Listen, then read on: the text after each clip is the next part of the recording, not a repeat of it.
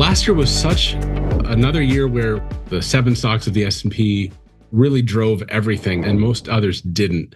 I think we're going to have a shift away from that. And that was all growth investing. I think it's going to shift back to value. It's my guess. I could be completely wrong, but it feels similar to what it did after 2022, where the same thing happened. A small group of stocks ran the market up and then they all kind of fell apart the next year. And the election year kind of plays into that as well. The odds of this year being positive are still good, but it's not expected to be as good of a year as last year. That's just historically how it goes. So let's look at what typically happens in an election year. So this is Season X data. They did a study, and I grabbed a copy of it. So 96 years of the S&P 500, 96 years. And what this is showing is the last 25 years that there was an election happening in that year and the average activity. And what happened is for the first 6 months, almost nothing. It's a whole lot of going nowhere, little ups, little downs, little typical sell-off in May. Interestingly, and I'm seeing this more and more, is that there used to be a thing called sell in May and go away. And that looks like where the bottom is until the fall, which is interesting. And that's not normal for most environments. Although typically July, August is strong. You get the typical pullback in September, October. That's almost textbook at this point. And then a somewhat of a run at the end of the year, but probably not as much. And it really depends on who gets elected, what that last little piece shakes out to be. A lot of things could get really interesting in the second half of this year, but for now, this kind of plays into what we're expecting. Not a whole lot, little up, little down, back and forth. Try to find something to latch onto. But again, I'm seeing a shift away from what was strong last year into something very different. So we'll have to look at how that plays out. Our longer-term trend is still up, but as you can see, the money flow really peaked right at the end of last year.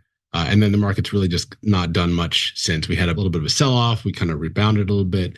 I think we're down a bit today. Not a whole lot of strength in either direction. We're really not turning over and saying, okay, this market's done again.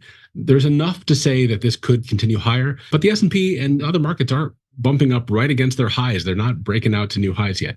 If they do, then we could actually have a good little run for a little bit. But then back to my previous slide is that could just be given back very quickly and we just kind of chop sideways continually from there. But at the moment, money flow says we're still trending reasonably up. Certainly flat over the past month, but that's where we're going. More midterm indicator, when this goes negative, we start selling off, and we did about a week ago. I think 3 days into the month, we're already starting to get defensive as this thing was pulling back. So money flow is not backing up the market hitting new highs, not yet. If this turns around, we start seeing money come back into the market. We'll see those indexes hit new highs and push through them. At the moment, I'm not expecting it. It doesn't look like there's enough money flow to back that up. Interestingly, last month, these were all different. Last month, the NASDAQ was stronger, and I think that would have been in December, right? So the tech was leading into the end of the year. Now we're back to S&P being stronger than tech, and that's not usually strong for the market, and that's backed up by value being stronger than growth. And these are our metrics that we use. I mean, it's my time frame. You could do them on a different time frame and get different results, but I do like to think of them in that medium 1 month-ish time frame is what we're looking at. So S&P back strong. Last month, small cap was leading large, and then last month, small cap was leading NASDAQ, and no longer. So we're back to tech being stronger than that, and really just large cap. So really, the S&P is back to the strong place, but that's not necessarily where growth happens. It's when you see the small caps and NASDAQs leading. That's where you're like, okay, it's time. Money's coming into this market, and it's going to run. So we're kind of backing into that defensive phase again. So that's what it looks like we are right now. And then the sectors also back that up. Energy just cannot seem to get on the positive side. It's been over there forever. I think it was there for maybe a week at the end of December, and it's back over here. Basic materials are there as well. But the only strong uptrending markets that have a directional trend confirmed are consumer staples, utilities, and healthcare. And those are all defensive names. Those are not sectors of the market that lead when the market is strong or really going up or trending. I mean, it can be there's a sideways market, but everything else is just kind of messy. And even though communications, and that's like the Facebooks and the Googles, they're positive, they still got negative MACDs. We've got a lot of negative over here, meaning I expect them to push over to the negative side fairly soon. So again, that backs up the theory of being more defensive right now, at least for the next little bit. The rotation still backs up the same thing. Hey, the same 3 sectors. We got healthcare, consumer staples, utilities are the only ones that are kind of pointing up into the leading box. Everything else is heading for the exit. And when these are pointing this way, that's not where you want to be. You want to start buying when these are pushing up into lead, improving, and then into the green. We're on the backside of this run. And again, not much reason to be too aggressive at this point.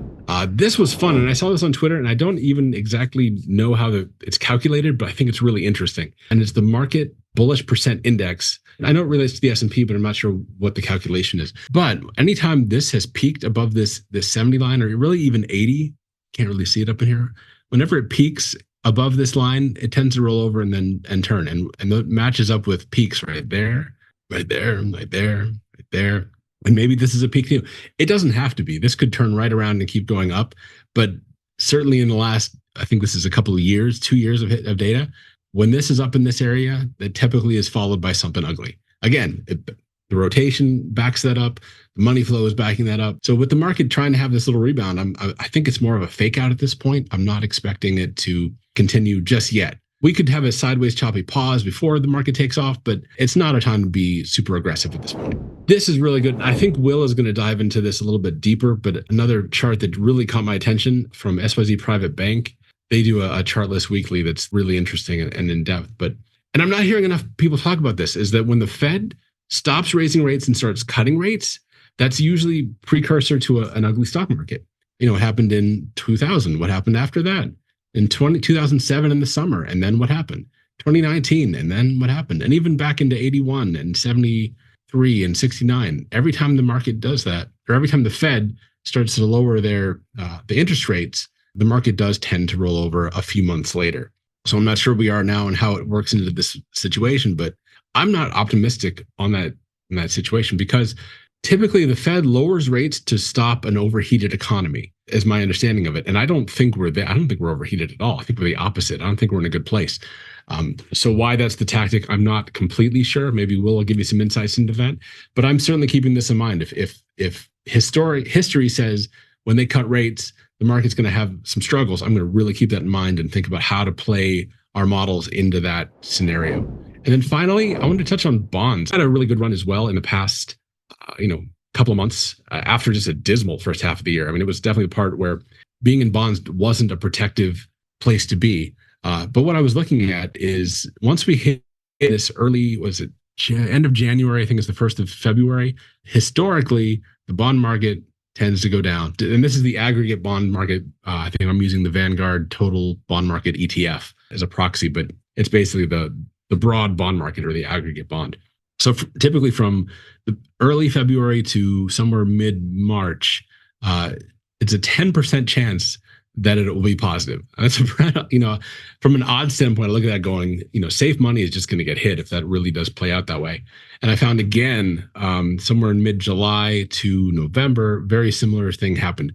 10% chance where the bond market is positive in this stretch of time. So things like target date funds, things like, traditional 60-40, 60 stocks, 40 bonds, they're going to have struggles in these same spots.